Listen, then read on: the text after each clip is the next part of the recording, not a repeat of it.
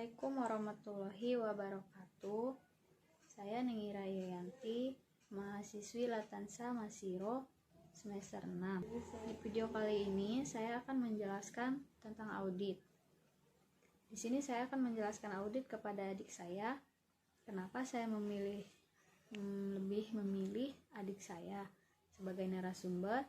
Karena adik saya ini masih duduk di kelas 2 SMK. Dan saya rasa ilmu ini akan bermanfaat buat dia nanti. Baik, kita lihat videonya. Ya, jadi di sini itu Tete bakal ngejelasin tentang audit. Jadi audit itu suatu pemeriksaan sebuah laporan keuangan yang bisa dibilang itu evaluasi terhadap sesuatu hal atau laporan keuangan. Audit itu dilakukan oleh orang yang independen dan yang mempunyai kompeten, objektif, dan tidak memihak kepada siapapun. Jadi yang melakukan audit itu namanya auditor.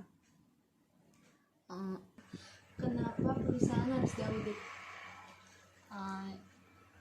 Kenapa? Karena laporan keuangan itu untuk menilai kewajaran atau kelayakan penyajian laporan keuangan yang dibuat oleh perusahaan. Jadi kenapa harus diaudit? Yaitu buat menilai laporan keuangannya itu wajar apa enggak sih, ada masalah apa enggak gitu di laporan keuangannya. Jadi kelayakan dan kewajaran ini itu mengacu pada prinsip akuntansi yang berterima umum, dan selanjutnya atas penilaian tersebut akan tercermin pada opini audit. Opini audit di sini itu ada 4. Yang pertama, opini wajar tanpa pengecualian. Artinya, laporan keuangan disajikan sesuai dengan standar akuntansi yang berlaku. Berarti laporan keuangannya itu udah sesuai sama standar akuntansi, berarti nggak ada masalah ya. Yang kedua, wajar dengan pengecualian. Artinya, laporan keuangan dapat diandalkan, tetapi masih ada beberapa masalah atau pos yang dikecualikan agar tidak salah dalam mengambil keputusan. Udah beres nih laporan keuangannya, tapi pas dicek lagi ada masalah, tapi nggak begitu berat sih masalahnya. Yang ketiga itu tidak wajar. Artinya laporan keuangan tidak disajikan sesuai dengan standar akuntansi atau ada kesalahan material dalam laporan keuangan tersebut. Berarti laporannya itu salah tetap. Yang keempat, tidak memberikan pendapat. Artinya laporan keuangan memiliki kesalahan yang material dan manajemen membatasi lingkungan pemeriksaan sehingga auditor tidak memenuhi bukti yang cukup.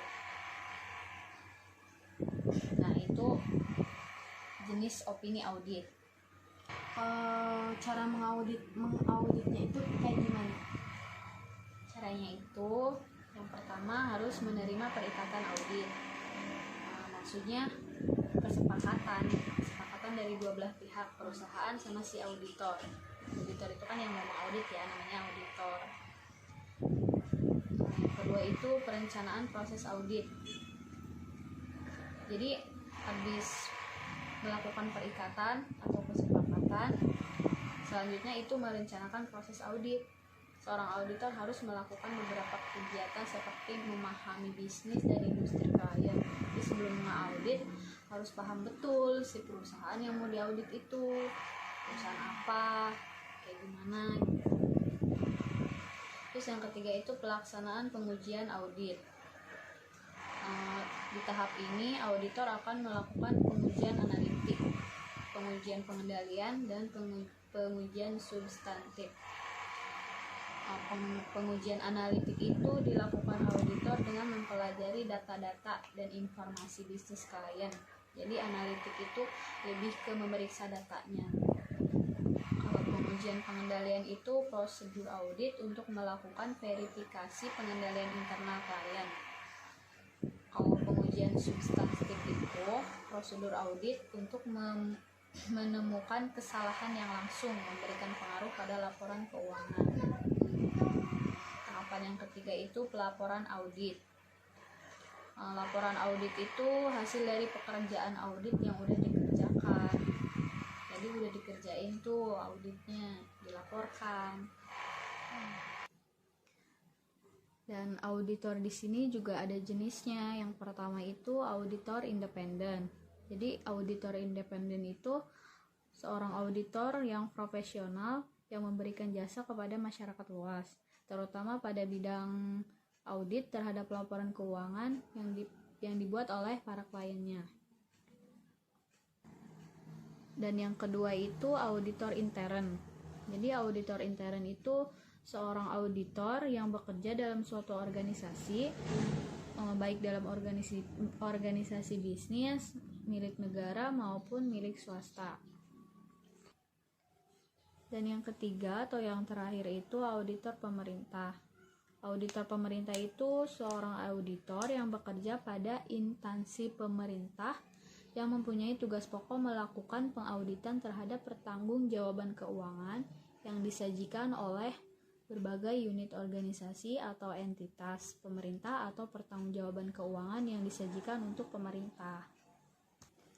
Dan tujuan audit di sini itu untuk menilai kewajaran atau kelayakan penyajian laporan keuangan yang dibuat oleh perusahaan. Oke, itu tadi penjelasan saya tentang audit kepada adik saya. Semoga bermanfaat. Jangan lupa subscribe dan like ya. Terima kasih. Wassalamualaikum warahmatullahi wabarakatuh.